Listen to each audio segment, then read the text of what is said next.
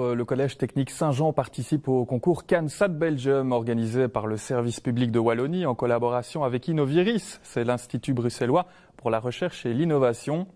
CANSAT est soutenu par un parrain, Dirk Frimout, et il s'adresse aux élèves de 5e technique de transition. Ceux-ci doivent construire un satellite qui tient dans la forme d'une canette.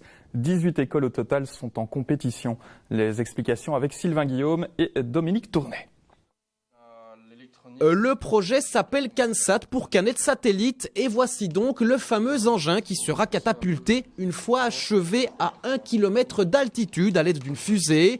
Lors de sa chute, le CANSAT sera ralenti par un parachute et c'est là que les élèves doivent remplir une première mission, à savoir relever tout un tas de mesures comme la température ou la pression atmosphérique. Vient ensuite la mission secondaire, libre, celle-là où les élèves peuvent exprimer leur créativité. Nous, on a choisi pour mettre une caméra infrarouge en dessous de notre canette pour faire une capture du sol et observer les pertes de chaleur, etc. Pour améliorer l'isolation des maisons, par exemple.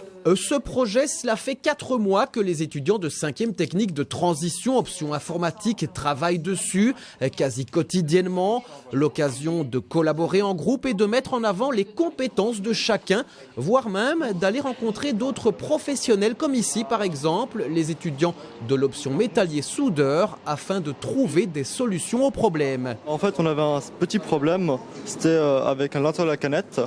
Donc on avait les composants mais on devait être sûr qu'ils tenaient et qu'à aucun moment il y avait une rupture. Et donc on est venu demander conseil aux soudeurs afin de faire tenir la pile et le Raspberry Pi. Et ils ont trouvé une idée avec une plaque en acier, donc c'était une bonne idée. Au fil des idées, des obstacles à surmonter, voire des échecs, nos 6 étudiants ont bien avancé. C'est mercredi prochain qu'ils doivent présenter leur travail. La fin semble proche et le plateau de l'imprimante 3D ici a déjà eu l'occasion de tourner quelques heures. En fait, ici, il s'agit de notre 4e impression. Au début, nous avons un intérieur cylindrique et du coup, l'électronique ne rentrait pas.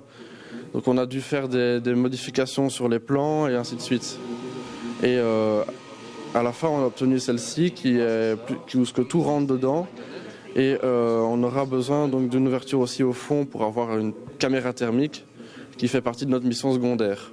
Les étudiants ne peuvent plus faire marche arrière à présent, mais ils n'en ont absolument pas envie. En témoignent les nombreuses heures sup passées à peaufiner le projet. À partir du moment où tout le monde était d'accord, voilà, ils s'en sont donné les moyens. Quand ils ont 2 heures de libre, ils viennent travailler dans le local à côté. On travaille en classe également aussi. Ils travaillent beaucoup à la maison. On fonctionne avec une plateforme de discussion, donc régulièrement en soirée, on prépare nos dossiers. Et puis bon, il y a aussi le défi de l'anglais. Moi, je trouve que c'est assez exceptionnel. Ça leur permet en tout cas de se mettre dans le bain de ce qui les attend dans l'avenir. Voilà. Ce qui est important pour nous, c'est la visibilité. Donc c'est vraiment de sensibiliser les jeunes aux métiers scientifiques et aux passerelles, aux filières scientifiques, aux études scientifiques.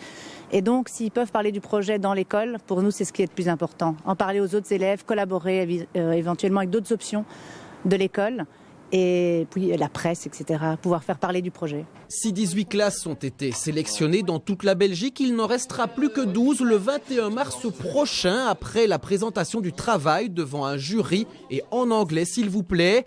La grande finale se fera, elle, le 4 mai sur la base militaire d'Elsenborn. À présent, on croise les doigts pourvu que le parachute tienne, sinon ce sera retour à la maison.